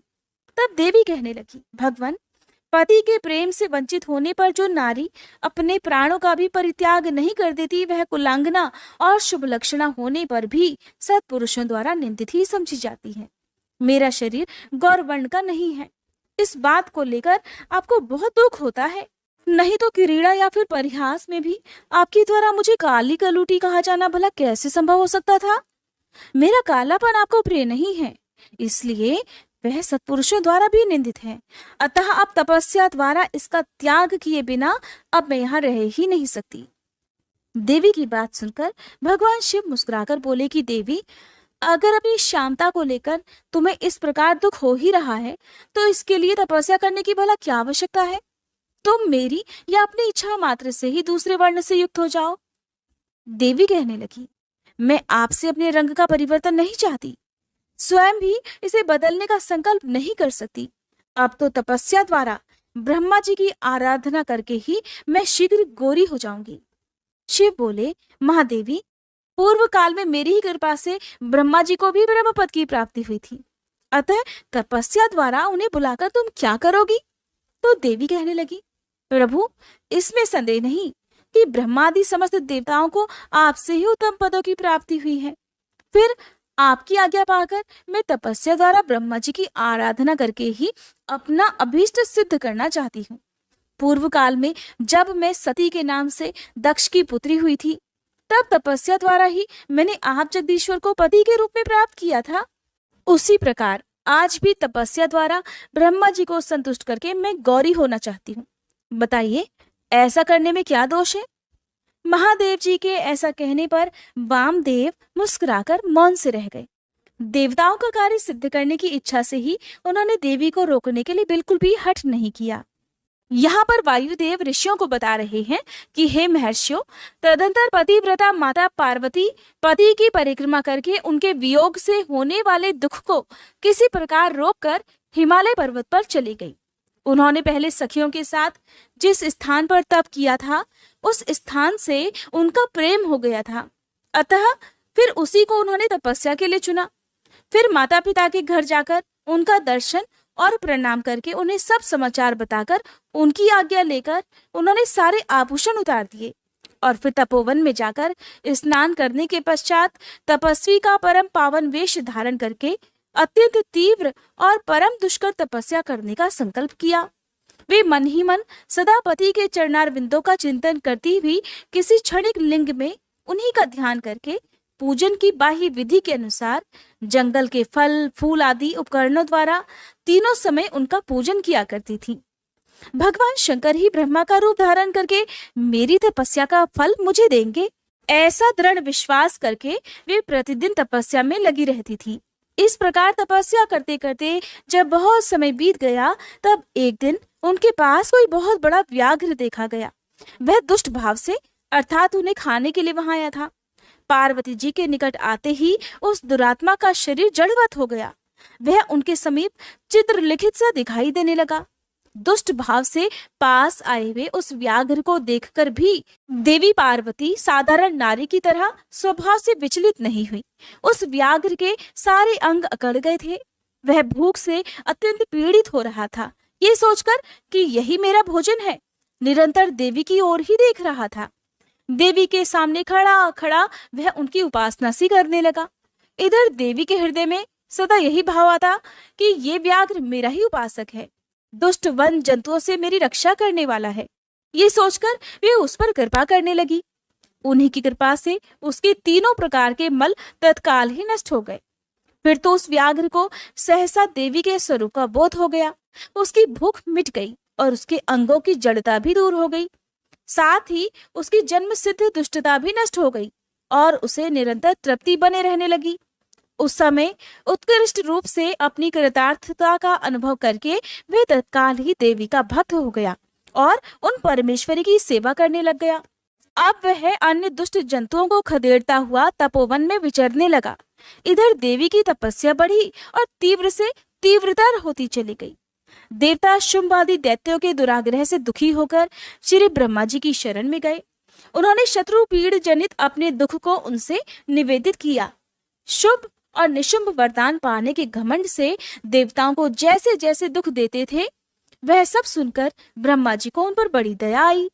उन्होंने दैत्यवध के लिए भगवान शंकर के साथ हुई बातचीत का स्मरण करके देवताओं के साथ देवी के तपोवन को प्रस्थान किया। वहां सुरश्रेष्ठ ब्रह्मा ने उत्तम तप में परिनिष्ठित परमेश्वरी पार्वती को देखा। वे संपूर्ण जगत की प्रतिष्ठा सी जान पड़ती थी। अपने श्री हरि के तथा रुद्रदेव के भी जन्मदाता पिता महामहेश्वर की भार्या आर्या जगन माता गिरिराज नंदनी पार्वती जी को श्री ब्रह्मा जी ने प्रणाम किया। देवगणों के साथ ब्रह्मा जी को आया देख देवी ने उनके योग्य अर्घ देकर स्वागत सत्कार आदि के द्वारा उनका सम्मान किया। बदले में उनका भी सत्कार और अभिनंदन करके ब्रह्मा जी अनजान की तरह देवी की तपस्या का कारण पूछने लगे। ब्रह्मा जी बोले, देवी, इस तीव्र तपस्या के द्वारा आप यहाँ किस अभीष्ट मनोरथ की सिद्धि करना चाहती हैं? हालांकि श्री ब्रह्मा जी ने ही महेश्वर को यह सुझाव दिया था कि वे किसी भी प्रकार देवी पार्वती को कोपित करें ताकि उनके द्वारा उनकी अयोनिजा प्रकट हो जाए। जब ब्रह्मा जी इस प्रकार बोले कि तपस्या के संपूर्ण फलों की सिद्धि तो हे देवी आपके ही अधीन है, जो समस्त लोकों के स्वामी हैं, उन्हीं परमेश्वर को पति के रूप में पाकर आपने तपस्या का संपूर्ण फल प्राप्त कर लिया है, अथवा ये सारा ही क्रियाकलाप आपका लीला विलास है। परंतु आश्चर्य की बात तो ये है कि आप इतने दिनों से महादेव जी के विरह का कष्ट कैसे सह रही है। तब देवी कहने लगी, हे ब्राह्मण, जब सृष्टि के आदि काल में महादेव जी से आपकी उत्पत्ति सुनी जाती है, तब समस्त प्रजाओं में प्रथम होने के कारण आप मेरे ज्येष्ठ पुत्र होते हैं। फिर जब प्रजा की वृद्धि के लिए आपके ललाट से भगवान शिव का प्रादुर्भाव हुआ, तब आप मेरे पति के पिता और मेरे ससुर होने के कारण गुरुजनों की कोटि में आ जाते हैं। और जब मैं ये सोचती हूँ कि स्वयं मेरे पिता गिरिराज हिमालय आपके पुत्र हैं, तब आप मेरे साक्षात पितामह लगते हैं, लोक पितामह। इस तरह आप लोक यात्रा के विधाता हैं। अंतःपुर में पति के साथ जो वृतांत घटित हुआ है उसे मैं आपके सामने कैसे कह सकूंगी। अतः यहाँ बहुत कहने से क्या लाभ। मेरे शरीर में जो ये कालापन है, इसे सात्विक विधि से त्याग कर मैं गौरवर्ण होना चाहती हूँ। ब्रह्मा जी बोले, देवी, बस इतने ही प्रयोजन के लिए आपने इतनी कठिन तपस्या की? क्या इसके लिए आपकी इच्छा मात्र ही पर्याप्त नहीं थी, अथवा ये आपकी एक लीला ही है? हे जगन्माता, आपकी लीला भी लोकहित के लिए ही होती है, अतः आप इसके द्वारा मेरे एक अभीष्ट फल की सिद्धि कीजिए। निशुंभ और शुंभ नामक दो दैत्य हैं, उनको मैंने वर दे रखा है। इससे उनका घमंड बहुत अधिक बढ़ गया है और वे इस समय देवताओं को सता रहे हैं। उन दोनों को आपके ही हाथ से मारे जाने का वरदान प्राप्त हुआ है, अतः अब विलंब करने से कोई लाभ नहीं है। आप क्षण भर के लिए सुस्थिर हो जाइए। आपके द्वारा जो शक्ति रची या छोड़ी जाएगी, वही उन दोनों के लिए मृत्यु हो जाएगी। ब्रह्मा जी के इस प्रकार प्रार्थना करने पर गिरिराज कुमारी देवी पार्वती सहसा अपनी काली त्वचा के आवरण को उतारकर गौरवर्णा हो गई। त्वचा कोश अर्थात काली त्वचा में आवरण रूप से त्यागी गई जो उनकी शक्ति थी, उसका नाम कौशिकी हुआ। वह काले मेघ के समान कांति वाली कृष्ण वर्णा कन्या हो गई। देवी की वह मायामयी शक्ति ही योग निद्रा और वैष्णवी कहलाती है। उसकी 8 बड़ी बड़ी भुजाएं थी। उसने उन हाथों में शंख चक्र और त्रिशूल आदि आयुध धारण कर रखे थे। उस देवी के 3 रूप हैं, सौम्य, घोर और मिश्र। वह 3 नेत्रों से युक्त थी। उसने मस्तक पर अर्धचंद्र का मुकुट धारण कर रखा था। उसे पुरुष का स्पर्श तथा रति का योग नहीं प्राप्त हुआ था और वह अत्यंत सुंदरी भी थी। देवी ने अपनी इस सनातन शक्ति को ब्रह्मा जी के हाथ में दे दिया। वही दैत्य प्रवर शुंभ और निशुंभ का वध करने वाली हुई। उस समय प्रसन्न हुए ब्रह्मा जी ने उस पराशक्ति को सवारी के लिए एक प्रबल सिंह प्रदान किया जो उनके साथ ही आया था। उस देवी के रहने के लिए ब्रह्मा जी ने विंध्यगिरि पर वास स्थान दिया और वहां नाना प्रकार के उपचारों से उनका पूजन किया। विश्वकर्मा ब्रह्मा जी के द्वारा सम्मानित हुई वह शक्ति अपनी माता गौरी को और ब्रह्मा जी को क्रमशः प्रणाम करके अपने ही अंगों से उत्पन्न और अपने ही समान शक्तिशालिनी बहुसंख्यक शक्तियों को साथ लेकर दैत्यराज शुंभ निशुंभ को मारने के लिए उद्यत होकर विंध्य पर्वत को चली गई। उसने सम्रांगण में उन दोनों दैत्यराजों को मार गिराया। उस युद्ध का अन्यत्र वर्णन हो चुका है, इसलिए उसकी विस्तृत कथा यहाँ नहीं कही गई है। दूसरे स्थलों से उसकी ऊहा कर लेनी चाहिए। अब मैं प्रस्तुत प्रसंग का वर्णन करता हूँ। इस प्रकार वायु देवता कहते हैं, कौशिकी को उत्पन्न करके उसे ब्रह्मा जी के हाथ में देने के बाद गौरी देवी ने प्रत्युपकार के लिए पितामह से कहा। देवी बोली, क्या आपने मेरे आश्रम में रहने वाले इस व्याघ्र को देखा है? इसने दुष्ट जंतुओं से मेरे तपोवन की रक्षा की है। ये मुझ में अपना मन लगाकर अनन्य भाव से मेरा भजन करता रहा है, अतः इसकी रक्षा के सिवा दूसरा कोई मेरा प्रिय कार्य नहीं है। ये मेरे अंतःपुर में विचरने वाला होगा। भगवान शंकर इसे प्रसन्नता पूर्वक गणेश्वर का पद प्रदान करेंगे। मैं इसे आगे करके सखियों के साथ यहाँ से जाना चाहती हूँ। इसके लिए आप मुझे आज्ञा दीजिए, क्योंकि आप तो प्रजापति हैं। देवी के ऐसा कहने पर उन्हें भोली भाली जान हंसते और मुस्कुराते हुए ब्रह्मा जी उस व्याघ्र की पुरानी क्रूरतापूर्ण करतूतें बताते हुए उसकी दुष्टता का ही वर्णन करने लगे। ब्रह्मा जी कहने लगे, देवी, कहाँ तो पशुओं में क्रूर व्याघ्र और कहाँ ये आपकी मंगलमय कृपा। आप विषधर सर्प के मुख में साक्षात अमृत क्यों सींच रही हैं? ये केवल व्याघ्र के रूप में रहने वाला कोई दुष्ट निशाचर है। इसने बहुत सी गौओं और तपस्वी ब्राह्मणों को खा डाला है और ये उन सबको इच्छानुसार ताप कष्ट देता हुआ मनमाना रूप भी धारण करके विचरता है। देवी, अतः इसे अपने पाप कर्म का फल अवश्य ही भोगना चाहिए। ऐसे दुष्टों पर आपकी कृपा करने की क्या आवश्यकता है? इस स्वभाव से ही कलुषित चित्त वाले दुष्ट जीव से देवी को क्या काम है? ब्रह्मा जी की बात सुनकर देवी कहने लगी, ब्रह्मा जी, आपने जो कुछ कहा है वो सब ठीक है, ये ऐसा ही सही, फिर भी मेरी शरण में आ गया है, इसलिए मुझे इसका त्याग नहीं करना चाहिए। ब्रह्मा जी कहने लगे, देवी, इसकी आपके प्रति भक्ति है, इस बात को जाने बिना ही मैंने आपके समक्ष इसके पूर्व चरित्र का वर्णन किया है। अगर इसके भीतर शक्ति है तो पहले के पापों से इसका क्या बिगड़ने वाला है, क्योंकि आपके भक्त का कभी नाश नहीं होता। जो आपकी आज्ञा का पालन नहीं करता वह पुण्य कर्मा होकर भी क्या करेगा? देवी, आप ही अजन्मा, बुद्धिमती, पुरातन शक्ति और परमेश्वरी हैं।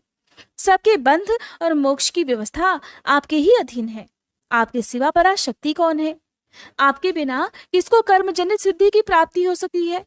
आप ही तो असंख्य रुद्रों की विविध शक्ति है। शक्ति रहित कर्ता काम करने में कौन सी सफलता प्राप्त करेगा?